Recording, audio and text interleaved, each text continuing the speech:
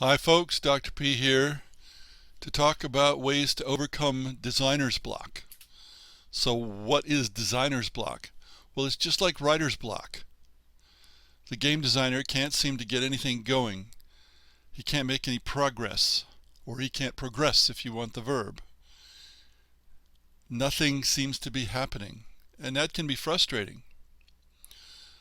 Frequently it's because the designer has allowed the scope of a task to overwhelm him or her. Probably whoever you are, sometimes you'll try to think game design and come up with a blank. Now I'm assuming you approach this in a professional way, as opposed to people who just wait for something to float by in the ether and come into their brain. That's no way to approach game design. You need to work at it. And assuming you're somebody who works at it, sometime you'll run into designer's block. Well, the key to getting past this is to get some practice in order to go in the right direction and then go on to a new game of your own or to working on one of your existing games. But before anything else, your first thing you should try to do is look through your old notes of game ideas. Now, if you haven't been writing down notes about your game ideas, well, I just have to say you'll never make it as a game designer until you do, period. Because if you don't write things down, you're going to forget tons of things. I don't care who you are. I don't care how smart you are. I don't care how good your memory is, unless you have one of those actual photographic memories, which apparently do exist.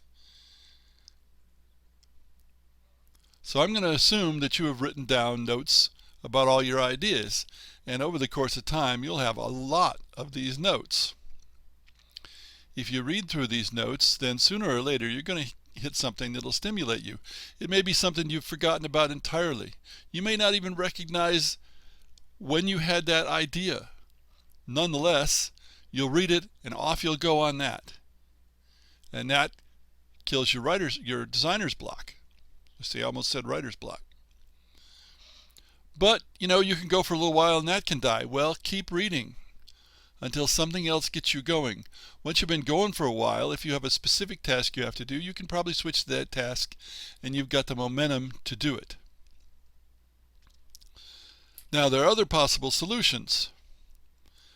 And here's sort of a summary of them. I'll go through them one by one.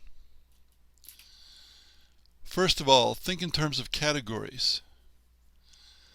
Categories of games, or genres of games, that is. Recently I tried to think of a tabletop game that might use only 27 cards, which is half a deck. Well, I didn't come up with anything, but I had a lot of other useful thoughts related to game design, which I of course wrote down, and I went on from there.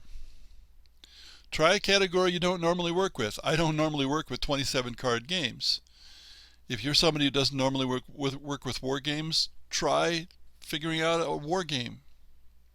The idea is to get out of your rut, to think about something else, because after all, your normal thoughts aren't getting you anywhere. Think in terms of game structures. All games, quote unquote, because no generalization is always true, not even this one. All games have characteristics in common, depending on how you define game. I have a list of 10 game structures, fundamental structures of games, that I made many years ago to help designers cover all the bases when they're turning an idea into a framework for an actual game.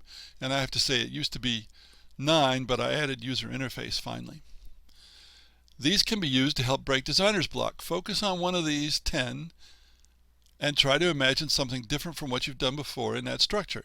Now, here are the 10, and I have separate videos that discuss this, so I'm just going to mention them quite briefly for those who mostly listen to this rather than watch. The first one is model, or theme, or atmosphere, or history, or story, or emotion, or image. What the game is about, or what it's trying to get to. The second is player interaction rules and a number of players. The third is the objective or victory conditions.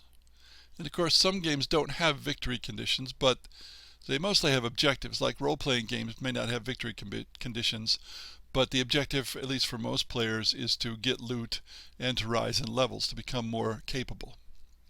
Number 4 is data storage or information management. A board is a form of data storage. Number 5 is sequencing, the sequence in the game, which could be real-time, or it could be turn-based, or it could be a lot of other things. Number 6 is movement or placement. Does that exist in the game? What is it like?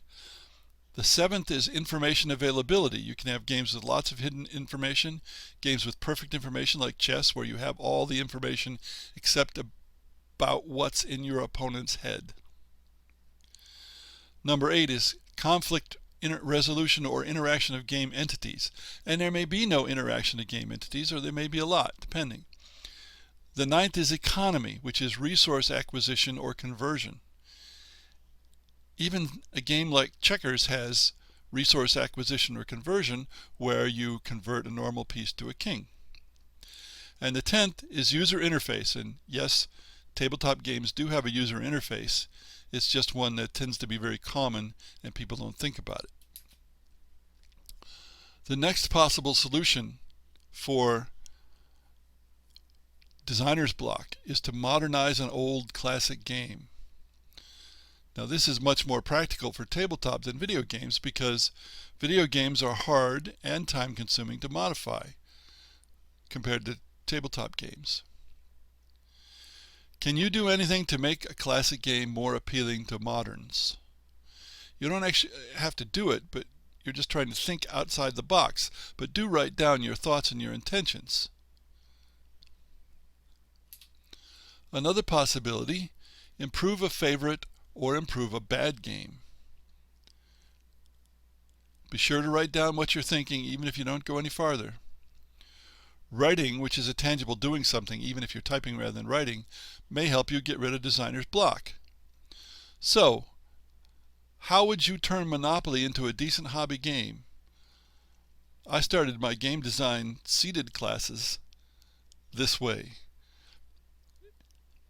I asked the students in groups to turn Monopoly into a decent hobby game. Of course, no, I won't say horrible, but it's a really poor game as a hobby game.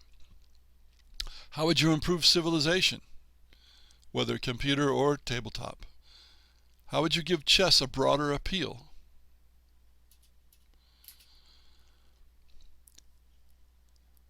Think of what you know and try to expand it from there. This is maybe the toughest one of the possible solutions. But you can think about games you know and then try to extrapolate from those to other games. It's kind of a last resort.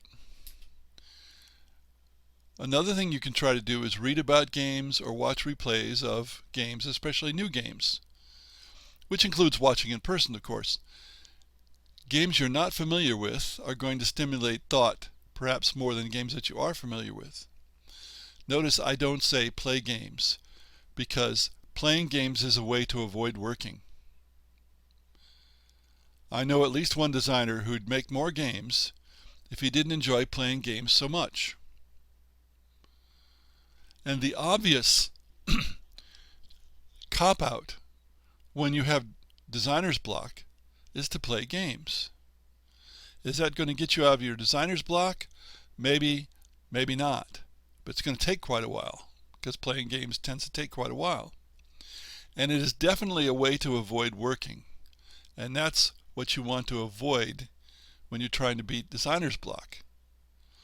If you are finding a way to avoid working, designer's block has beaten you. And playing games is a way to avoid working.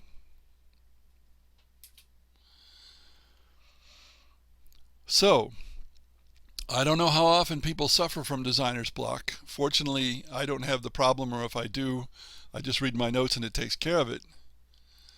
But this list ought to help anyone get out of it if they fall into it.